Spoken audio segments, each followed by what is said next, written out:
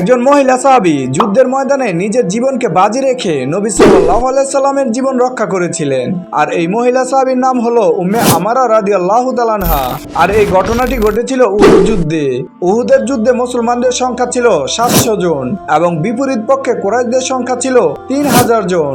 এই যুদ্ধের ময়দানে উম্মে আমারা রাদিয়াল্লাহু তাআলা আনহার মূলত দায়িত্ব ছিল আহত মুসলিম যোদ্ধাদের পানি পান করানো এবং চিকিৎসা সেবা দেওয়া।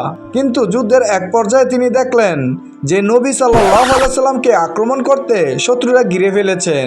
তখন তিনি নবী সাল্লাল্লাহু আলাইহি সাল্লামকে বাঁচানোর জন্য তরবারি ও ডাল তুলে নিয়ে যুদ্ধের ময়দানে নেমে নবী সাল্লাল্লাহু আলাইহি সাল্লামের সামনে গিয়ে দাঁড়ালেন এবং শত্রুদের বিরুদ্ধে যুদ্ধ শুরু করে দিলেন।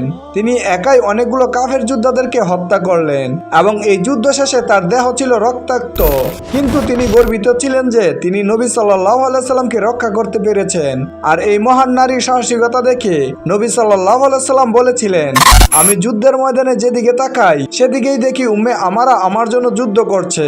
সুবহানাল্লাহ। তার এই সাহসিকতা ও আত্মত্যাগ আজও মুসলিম নারীদের জন্য এক মহান অনুপ্রেরণা।